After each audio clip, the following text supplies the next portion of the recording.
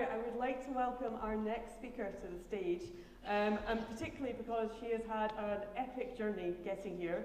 Tara Gbolade. Tara is a mayor's design advocate and a co-director of the award-winning Gbolade Design Studio. She is also a trustee of the UKGBC, and she sits on the design review panels across London, where she advises councils on major planning applications. Tara took 11 hours to get here due to a landslide on the West Coast line and then a signal failing on the East Coast line. So please give her a huge round of applause.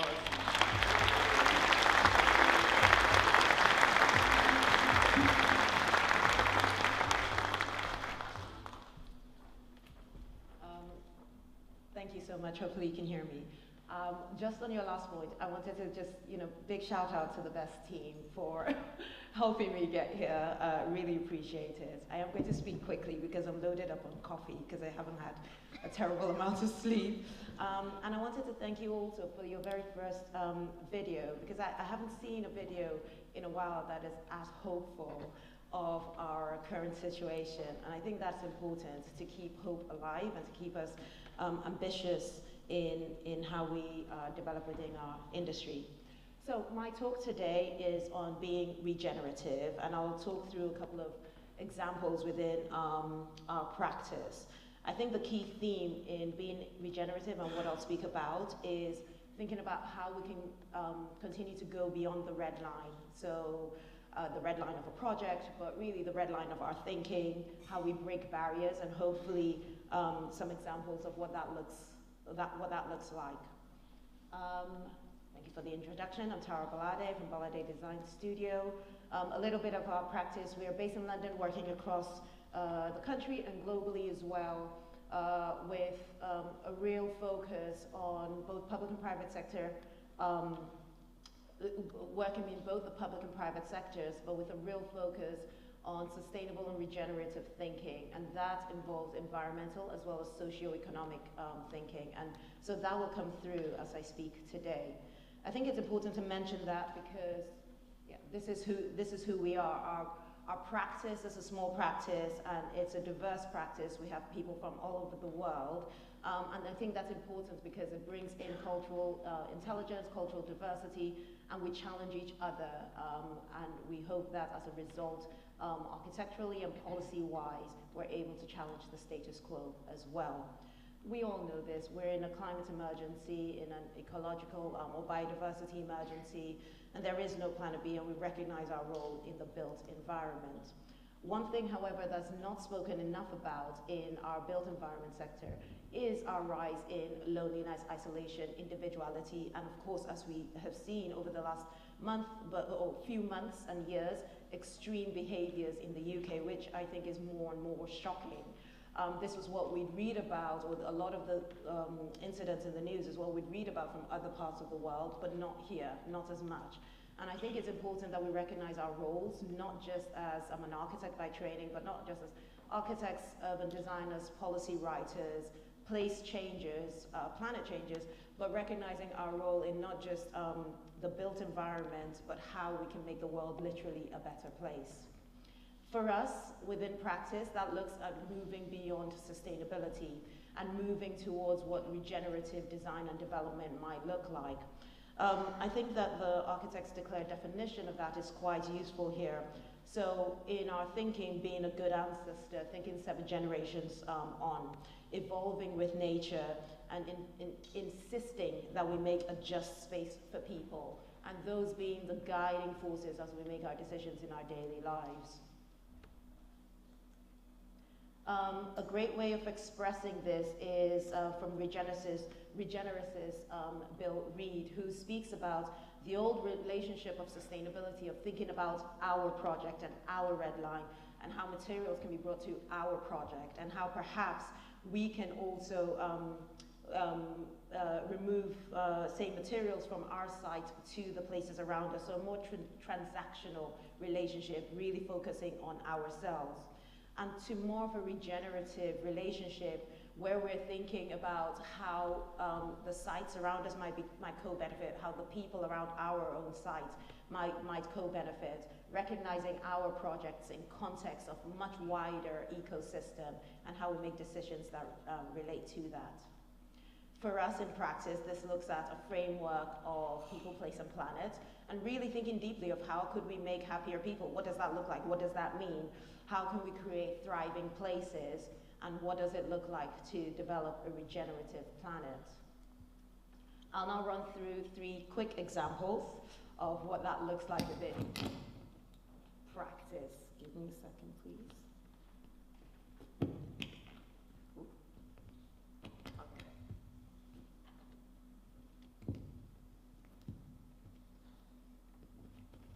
Yeah, I'm on. Lovely. Good, thanks. Of what that looks like in practice.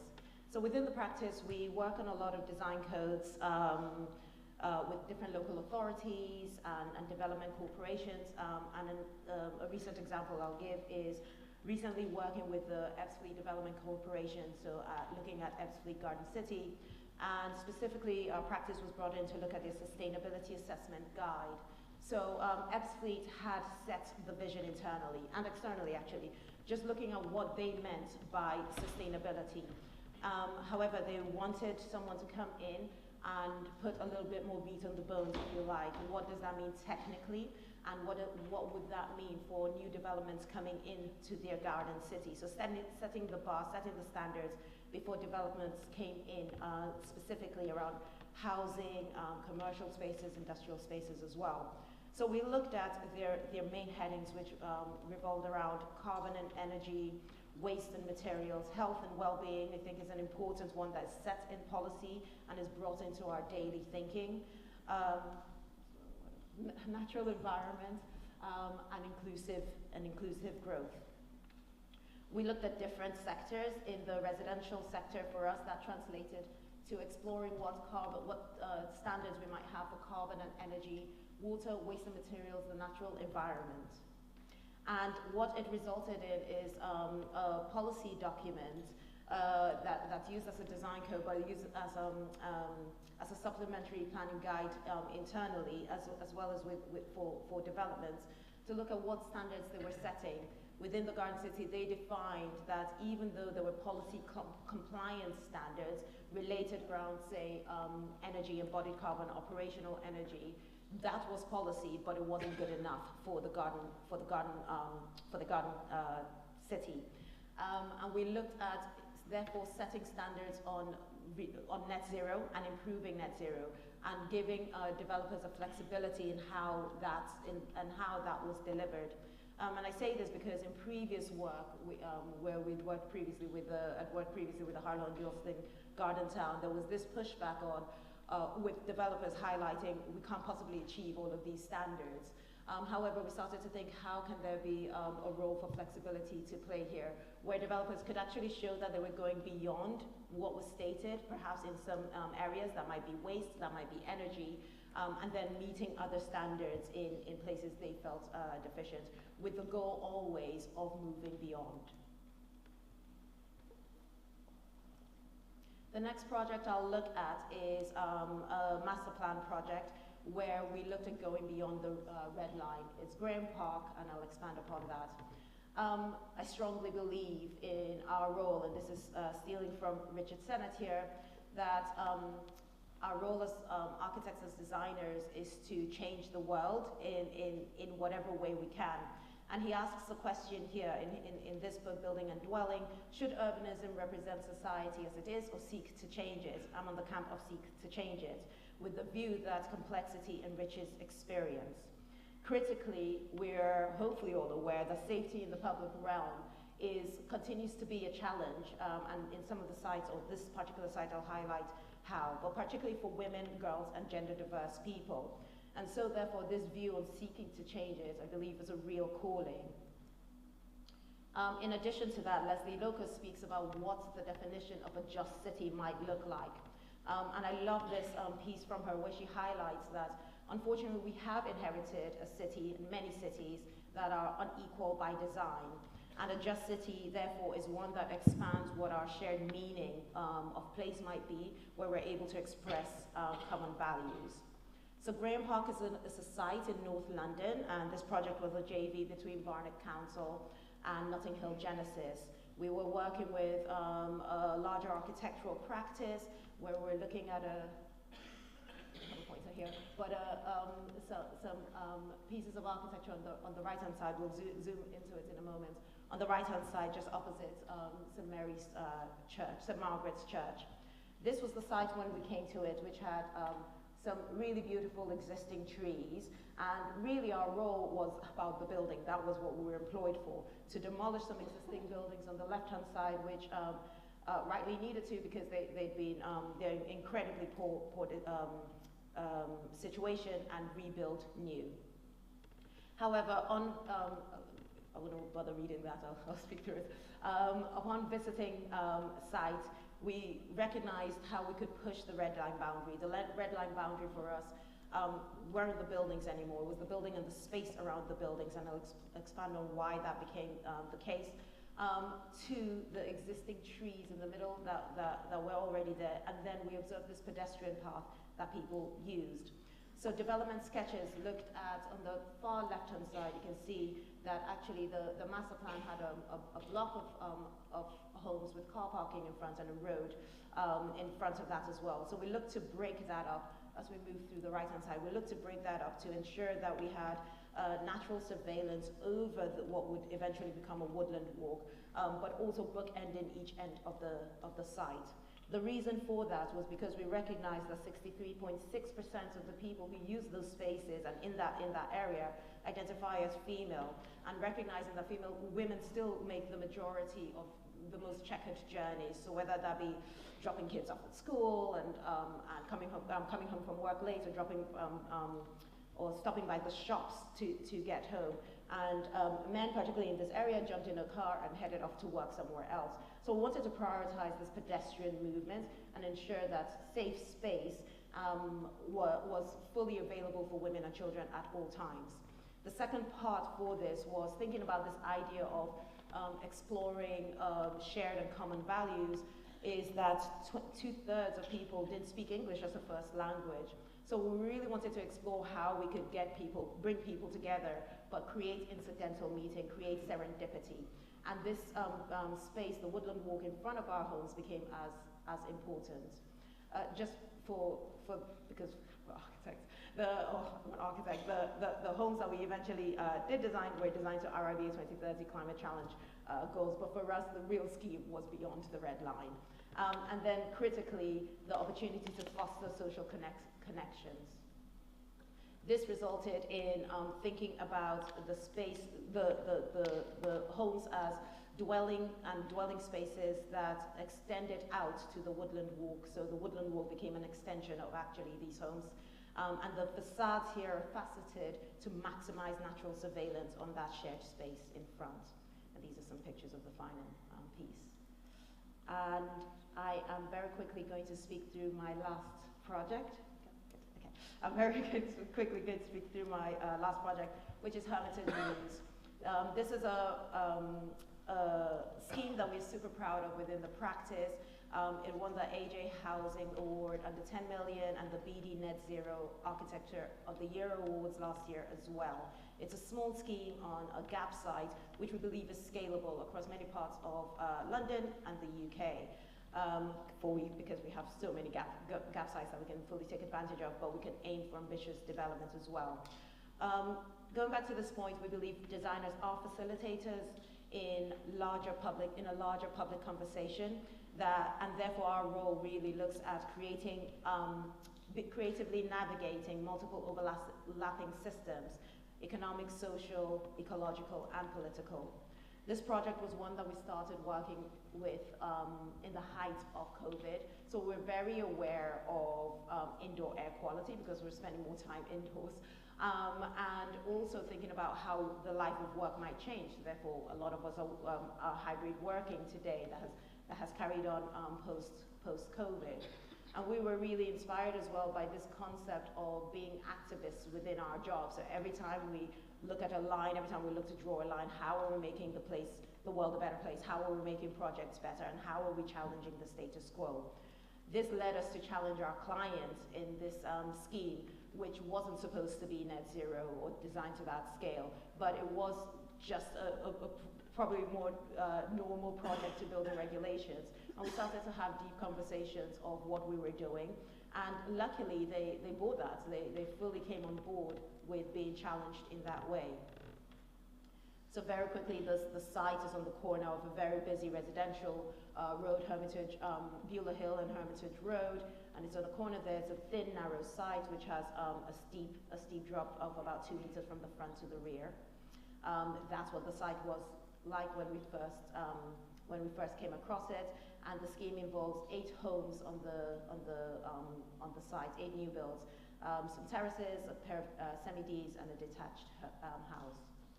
In challenging our client, one of the first key points we did was set the standard. For us at the time, we chose the RIBA 2030 Climate Challenge as a standard because it was easiest actually for them to get their heads around, and that we felt was quite important for us. Work with the battle that we've got. So we went through a huge amount of workshops with them, identifying how we would make this a low embodied carbon scheme from the materials we chose, so using wood fiber for insulation, for example, using timber for the majority of the development of the substructure rather than the superstructure. And we did the same process with operational energy as well, really thinking about our U values quite early on, and having the client and the design team being sold into this. The design response we had also looked at responding directly to the site, so responding to the topography of the site such that we were taking advantage of that and not increasing waste on site. These are a couple of images of what the homes look like. Here, again, being intentional about using timber. At the time, that timber tripled in price, and we had it everywhere, including our wood fiber. That was incredibly challenging, because really, this is where we really had to justify net zero to our clients, understandably. However, they stuck with it, and we had wood fiber for the majority of the scheme, actually, for example, for the insulation. But in some areas, the timber was just too expensive and they didn't have any more, and so we were able to change that to wool. But because we had done a lot of work in upfront, it was easier for us to be able to justify that process to still meet our embodied carbon targets as well. And these are some of the images of pictures of the scheme. At the moment, we're exploring what regenerative materiality looks like and how we can continue to explore and bring that into projects. And some projects are looking at those at the moment. And then I'll just quickly end on this. In terms of scaling solutions and really thinking about tools of a systems thinker, this image by Disrupt Design looks at how, changing the way we think, and it's one that we come to often, rather than disconnection and thinking in silos, but really thinking about how our site can benefit others and how other sites can benefit ours, how our projects can benefit others and how other projects can benefit us. Moving beyond thinking about projects in isolation or in parts, and thinking really about unintended consequences. So what does whole look like? And who else, what other voices, what other the diverse voices might we bring into a team to help us make better decisions? Thank you very much.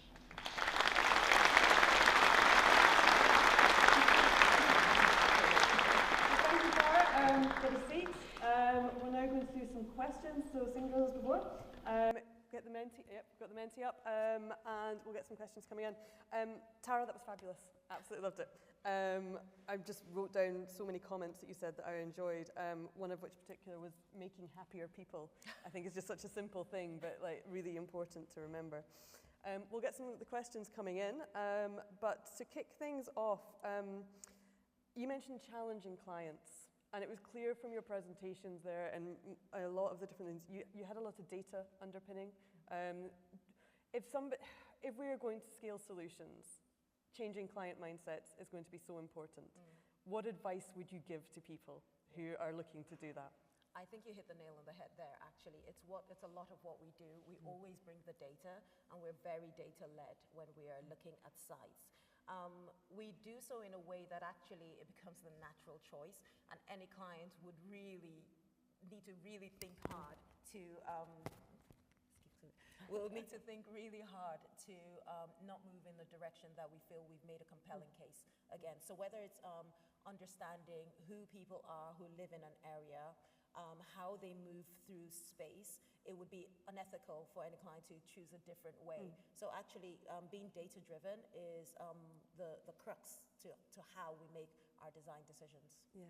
And how do you go about gathering that data? I mean, I presume that you must be a lot of engagement as well as pulling on data sources. There must be a lot of engagement with the communities that you're working in. Some, absolutely. So some projects are more engagement-led.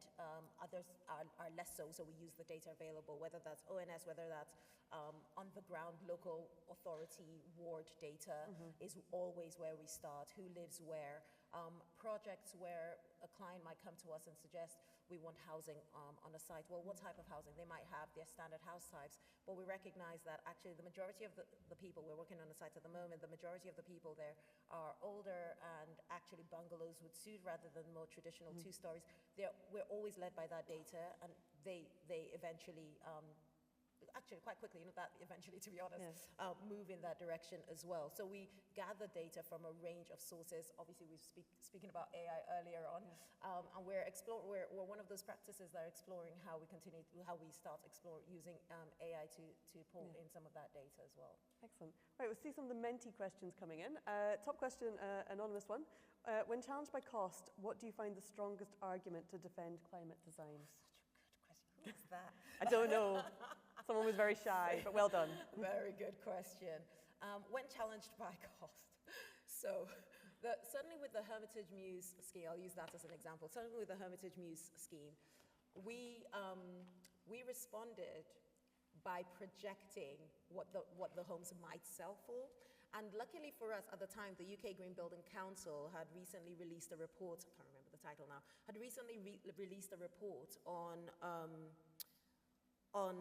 not necessarily market data, but looking at different other parts of the world, and highlighted how sustainable development had sold higher than neighboring properties which were built to local standards. And we really leaned on that as our projected data. So it still came back to data. We recognize that obviously things get tricky, and I use that, that's also why I use Hermitage Muse as an example, that, you know, timber tripled in price. It wasn't part of the plan. But we always come back to thinking about a holistic picture. So not just this building, but these are the places we're creating. These are the types of people who will live in your homes, whether it's for sale or for long-term asset retention. We always try to argue the bigger picture. Yeah. So for us, climate design is not physical. It really is physical and socio-economic, and we use everything in our arsenal to be able to make that argument. Excellent, thank you. Okay, a question from Dylan Burns. With the urgency to address the housing shortage, how do you balance placemaking and aesthetics with cost and complexity optimization? Good questions here. So how do we address the housing shortage? How do we balance place shaping? So this is just part of our process. I think because we have such a strong framework internally that we're always challenging ourselves with, people, place, planet, we're always making decisions on those. We're never making decisions on one or the other. It's a holistic aspect. So therefore, place shaping, place making,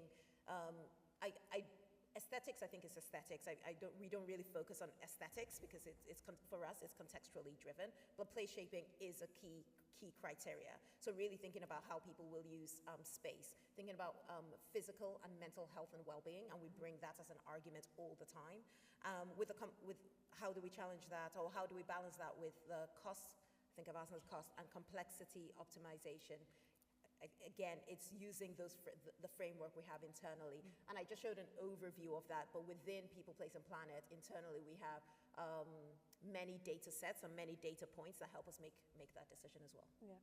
And do you feel, I mean, your whole approach, just off the back of that, do you feel that drives the kind of clients you want to work with? They come to you because they know that's what you're known for? A very apt point again as well, actually, because actually the majority of clients who come to us are potentially already in that way of thinking, and where they're not, we set out quite clearly, in our fee letter, we set out quite clearly that this is who we are, and this is what we will do. And in our fee letter, we say to them, we will challenge your status quo, we will challenge what you're used to.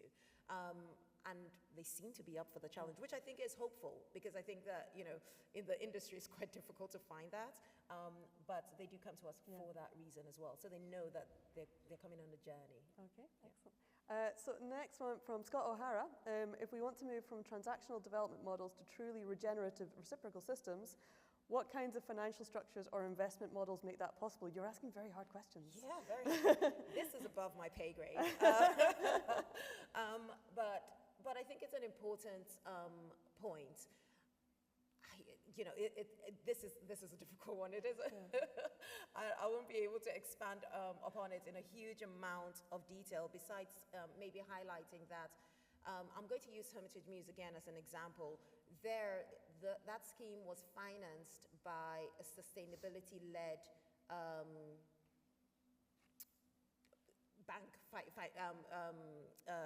financial institute, where their own requirements were for the EPC ratings to be an A.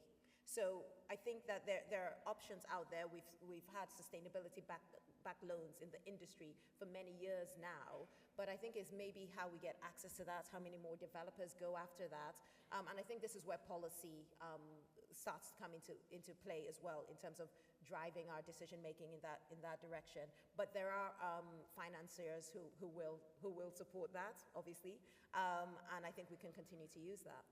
Excellent. So we'll move on to the next question from Gemma. Do you believe we need targets for embodied carbon in the UK, and what do you think of the likelihood of achieving them is? Short answer, yes, we do, definitely.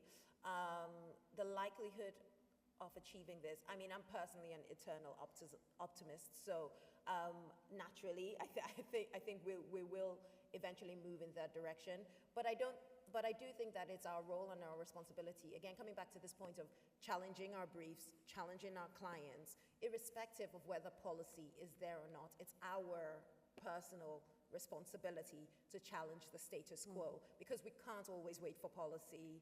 It'll eventually come, but we already have the tools, as was highlighted earlier, we already have the tools, the technology, the knowledge in many instances to deliver on this, so there's no reason not to. Okay, great. Good time for a couple more questions.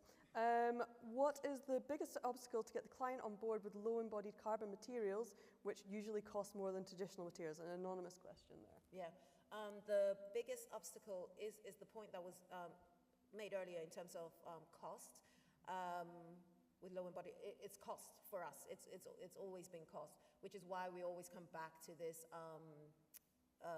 pointing towards a future market, pointing towards housing demand, pointing towards the fact that homeowners are looking for more energy efficient homes, looking at wider data beyond the UK, looking at Canada, for example, where I know, for example, suddenly a few years ago, they had, they would, in the planning system, planning was more likely to go ahead if they had sustainable and passive house developments. So also pointing to planning and planning policy, I think the advantage of sitting across both the public and private sectors in what we do is that we get to set standards. So we already know the standards that are coming up, and we can usually use that language to encourage developers in a certain direction to say, you know, you'll get planning if you do this. Okay, excellent. That's a good incentive. We'll move on. I think we've got time for one last question. We really cannot build more buildings, from David Somerville, the carbon budget cap. How can we pivot to retrofit? I think this is a brilliant question. We're working on a huge amount of retrofit projects at the moment. I didn't touch on any here today, but I completely agree with that point in that obviously where new buildings are required, then we have to build. We have homes we have people that need homes. But how we pivot to retrofit, I think what's working at the moment quite well, I spotted the eco question that came up previously, but I think that what's working quite well at the moment is that certainly with the past 2035 standard that we're using for the new retrofit scheme, so Social Housing Decarbonization Fund or the Warm Home Social Housing Fund, of which we're working on a few projects on that, clients are committed. We're working with a lot of housing associations. Clients are committed to highlighting retrofit as a key way of meeting their targets. Obviously, they're part funded, so it's beneficial for them, and the government has stimulated that market in that way. For us, our challenge now becomes, because there's a danger to come back into just carbon and environmental. And it's often the case where we're talking about EPC ratings, for example, round the table. So our challenge within those environments and given our framework is to highlight why we should be making more holistic decisions. I'll give a very quick example. For example, we're working on some retrofits, and the existing timber windows in listed buildings, the existing timber windows were rotten, and there were a host of measures that could be used to improve the EPC rating to a C, that was the target, including changing the light bulbs. Obviously, we had to make the argument that children were sleeping in a room with rotten windows and therefore poor air quality and increase of asthma. And that became the measure that we focused on, because I think it's also dangerous when we come into retrofit to focus quite narrowly on trying to meet whatever quantitative targets we have. But coming back to the wider picture helps us make better decisions. But yes, absolutely, retrofit I think is critical, and I think stimulus to help us get there, including government funding, is a critical way forward. Perfect, thank you. Tara, thank you so much. That was absolutely delightful. So Everyone, please join.